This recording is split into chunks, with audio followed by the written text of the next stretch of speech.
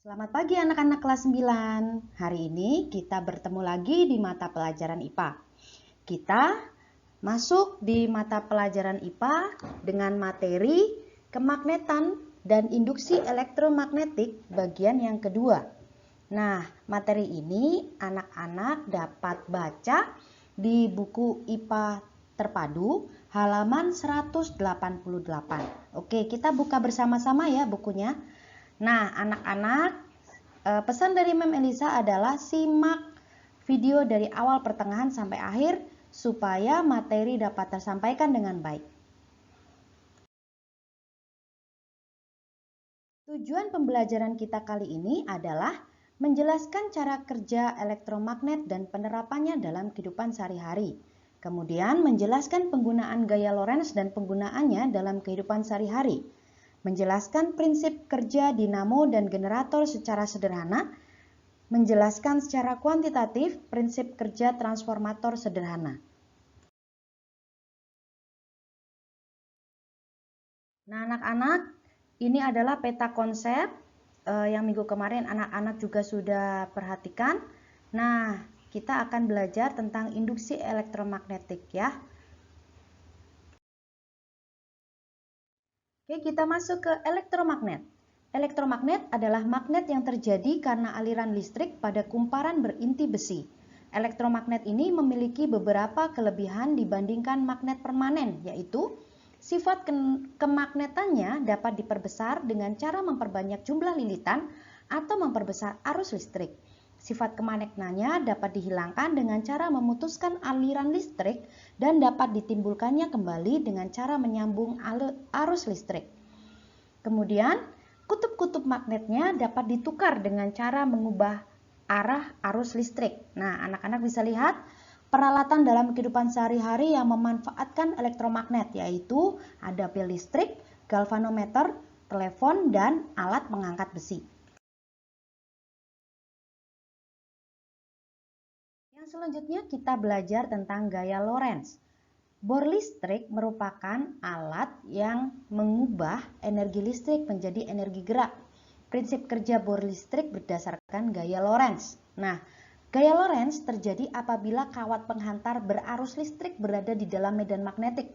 Besar gaya Lorentz bergantung pada besar medan magnetik, panjang penghantar, dan besar arus listrik yang mengalir dalam kawat penghantar. Besar gaya Lorentz dapat ditentukan dengan persamaan berikut. F sama dengan BIL, dengan F sama dengan gaya Lorentz, satuannya Newton, B kuat medan magnet, satuannya Tesla, I kuat arus listrik, satuannya ampere, dan L panjang kawat penghantar, yang satuannya meter. Yang selanjutnya adalah arah gaya Lorentz dapat ditentukan dengan menggunakan kaidah tangan kanan. Jika ibu jari menunjukkan arah arus listrik I dan jari telunjuk menunjukkan arah medan magnetik B, jari tengah menunjukkan arah gaya Lorentz atau F. Peralatan dalam kehidupan sehari-hari yang memanfaatkan gaya Lorentz antara lain bor listrik, kipas angin, blender, mixer, hair dryer, mesin penyedot air, dan mesin cuci. Anak-anak bisa lihat gambar arah gaya Lorentz jika menggunakan kaidah tangan kanan di situ ya. Nah, selanjutnya adalah contoh soal gaya Lorentz. Anak-anak perhatikan baik-baik. Penghantar dengan panjang 80 cm berada dalam medan magnetik 4000 Tesla. Jika penghantar tersebut dialiri listrik 1000 mikroampere, besar gaya Lorentz yang timbul adalah, nah, anak-anak ingat kembali bahwa 1 miliampere itu adalah 10 pangkat min 3 ampere dan 1 mikroampere adalah 10 pangkat min 6 ampere. Oke, jika sudah ingat kembali kita masuk dengan diketahui. Anak-anak bisa lihat di situ diketahuinya. Untuk 1000 mikroampere anak-anak bisa langsung tulis ya, langsung 1000 kali 10 pangkat min 6 ampere. Kemudian anak-anak masukkan jawabannya. Jawaban setelah itu anak-anak masukkan rumus. Setelah masukkan rumus, anak-anak tinggal masukkan nilai-nilai yang sudah diketahui. Nah, kemudian tinggal dituliskan jadi. Nah, anak-anak, jika tipe soalnya adalah isian, ya, jadi ada titik-titiknya, anak-anak tinggal menuliskan yang ada kotak warna birunya saja. Ya, jadi diketahuinya tidak usah, ditanyanya nggak usah. Nah, jadinya pun tidak usah ya. Kemudian yang selanjutnya adalah gaya gerak listrik induksi. Kawat penghantar yang dialiri arus listrik dapat menimbulkan medan magnetik. Hal ini telah diselidiki oleh Hans Christian Ørsted. Berdasarkan penemuan tersebut, Michael Faraday melakukan penyelidikan tentang hubungan antara kelistrikan dan kemagnetan. Kemudian mengemukakan hipotesis bahwa perubahan medan magnetik dapat menghasilkan arus listrik. Gaya gerak listrik induksi dapat diperbesar dengan cara memperbanyak jumlah lilitan kumparan, mempercepat gerakan magnet ke dalam atau keluar kumparan, dan memperbesar kuat medan magnetik. Gaya gerak listrik induksi juga dapat diperbesar dengan cara memperlengkapi kumparan dengan inti besi. Gaya gerak listrik induksi juga dapat ditimbulkan dengan cara yang pertama, memutar magnet batang di dekat kumparan. Yang kedua, memutar kumparan di dekat magnet batang. Yang ketiga, memutus hubungkan arus listrik pada kumparan primer sehingga terjadi arus induksi pada kumparan sekunder. Yang selanjutnya adalah generator. Generator ada dua macam, yaitu generator arus listrik bolak-balik dan generator arus listrik searah. Yang pertama, kita akan belajar tentang generator arus listrik bolak-balik. Gerakan turbin menyebabkan kumparan bergerak di dalam medan magnetik yang menyebabkan perubahan jumlah garis gaya magnetik yang dilingkupi oleh kumparan sehingga menimbulkan gaya gerak listrik induksi antara kedua ujung kumparan. Apabila kedua ujung kumparan dihubungkan dengan rangkaian listrik, akan mengalir arus listrik induksi.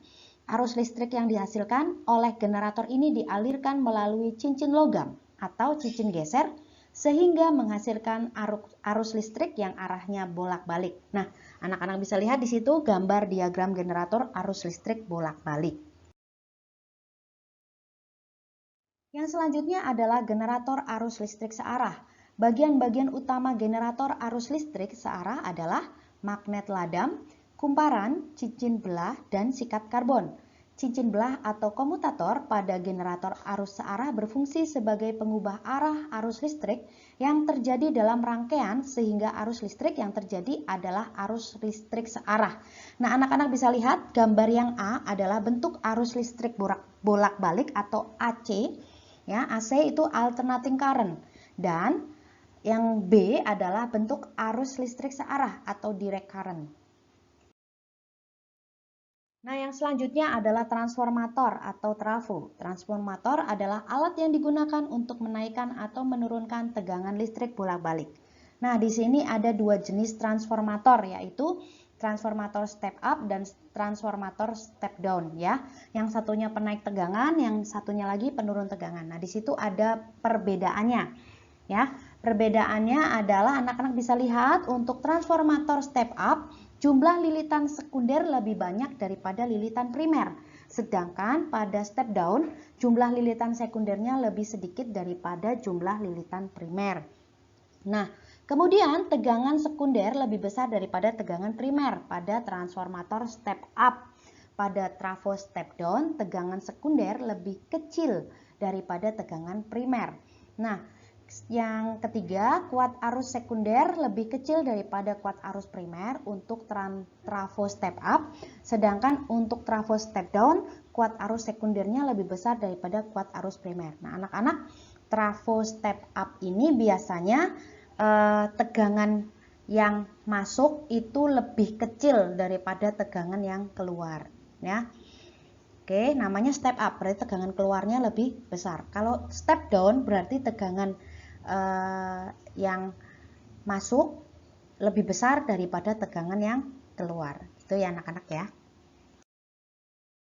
Baik, yang selanjutnya adalah hubungan antara jumlah lilitan kumparan dan gaya gerak listrik induksi atau tegangan pada kumparan primer dan sekunder dapat dinyatakan dengan persamaan berikut. Anak-anak bisa lihat bahwa NP per NS sama dengan VP per VS ya. Anak bisa lihat NP itu lilitan primer, NS lilitan sekunder, VP itu tegangan pada kumparan primer, yang VS tegangan pada kumparan sekunder. Kemudian yang selanjutnya Adapun hubungan antara tegangan dan kuat arus listrik pada kumparan primer dan kumparan sekunder dapat ditentukan dengan menganggap transformator bersifat ideal.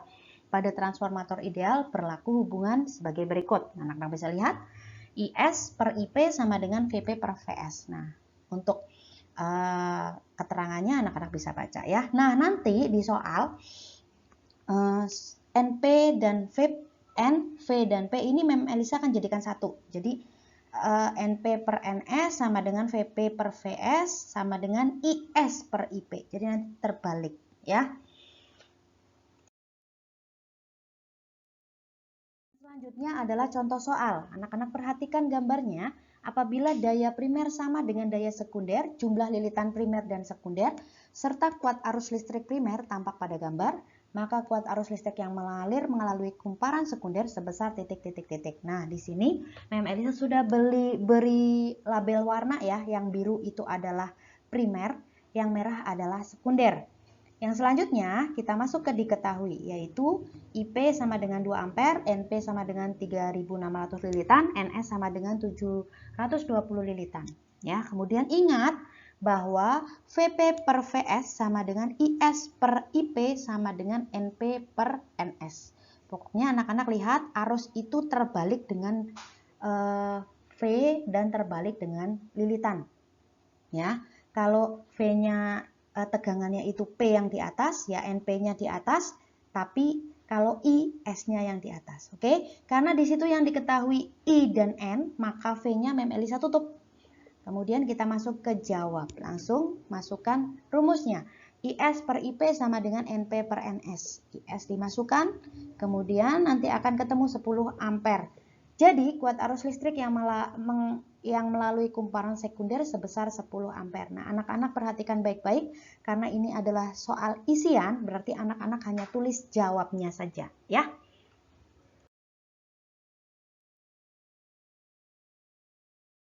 Selanjutnya kita akan belajar tentang efisiensi transformator. Efisiensi transformator adalah perbandingan antara daya pada kumparan sekunder dengan daya pada kumparan primer sebuah transformator. Efisiensi transformator selalu kurang dari 100% sebab saat digunakan transformator selalu menghasilkan panas. Efisiensi transformator dapat ditentukan dengan persamaan berikut. Nah, di situ ada lambang mirip N, itu dibaca adalah eta ya. Eta sama dengan PS daya sekunder dan per PP atau daya primer dikalikan 100% ya. Dengan eta lambangnya seperti N ya. Eta sama dengan efisiensi transformator, satuannya persen di situ. PS sama dengan daya sekunder, satuannya watt, dan PP adalah daya primer. Selanjutnya kita masuk di contoh soal. Transformator mempunyai daya primer dan kuat arus sekunder berturut-turut 600 watt dan 4 ampere. Hitunglah tegangan sekundernya jika efisiensi transformator sebesar 20%. Di situ Mem Elisa sudah berikan warna-warna ya. Sudah berikan warna-warna untuk yang diketahui. Kita masuk ke yang diketahui. Diketahui PP 600 watt, IS sama dengan 4 ampere dan ETA sama dengan 20%. Ditanyakan berapa kVS. Nah, kita masuk dijawab. Anak-anak ingat ya rumusnya bahwa ETA sama dengan PS per PP kali 100%. Kemudian, anak-anak perlu ingat kembali bahwa daya itu adalah V kali I. Nah, kita masukkan. Jadi, di situ PS kita buka menjadi VS kali IS ya. Jadi eta sama dengan VS kali IS per PP kali 100%. Nah, tinggal dimasukkan apa yang diketahui di situ. Kemudian nanti kita akan dapatkan nilai VS. Karena ini soal esai ya.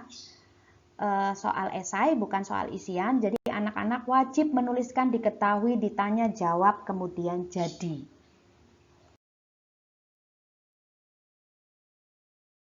Selanjutnya adalah pemanfaatan elektromagnetik dalam kehidupan sehari-hari. Yang pertama adalah tungku induksi, rem magnetik, induktor Ruhmkorff, kemudian alarm anti pencuri, penguji keping uang.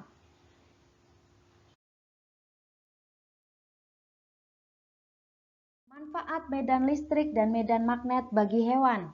Beberapa jenis ikan tertentu memiliki kemampuan mendeteksi medan listrik kecil yang dihasilkan oleh hewan lain. Medan listrik tersebut dihasilkan oleh aktivitas otot yang berfungsi untuk mendeteksi makanan dan musuh yang ada di sekitar. Alat penerima rangsang berupa medan listrik pada ikan-ikan tersebut disebut elektroreseptor. Elektroreseptor terdapat pada gurat sisi dan ampula Lorenzini yang dimiliki oleh ikan pari, ikan hiu, bahkan ada juga yang terdapat pada ikan lele. Selanjutnya, hewan-hewan tertentu memiliki kemampuan untuk berorientasi terhadap medan magnet bumi. Kemampuan tersebut bermanfaat dalam navigasi sehingga hewan-hewan tersebut dapat mengenali kutub utara dan kutub selatan atau arah utara dan arah selatan. Hewan-hewan yang memiliki kemampuan berorientasi terhadap medan magnet antara lain lebah madu dan burung. Nah, anak-anak, tadi kita sudah belajar tentang elektromagnet, gaya Lorentz, gaya gerak listrik, dinamo, generator, bahkan transformator. Kita juga sudah belajar tentang pemanfaatan elektromagnetik dalam kehidupan sehari-hari dan juga manfaat medan listrik dan medan magnet bagi hewan. Nah, sekarang karena kita sudah selesai untuk materi, kita akan masuk di tugas IPA terpadu grade 9. Ya, kerjakan di buku latihan IPA. Latihan ulangan yang harus dikerjakan adalah latihan ulangan bab 6 nomor 10, 18, dan 19, halaman 210 sampai 212. Anak-anak tuliskan jawabannya saja, tapi anak-anak juga harus menuliskan rumus yang menjadi dasar perhitungan dari anak-anak, ya. Semangat mengerjakan, Tuhan Yesus memberkati.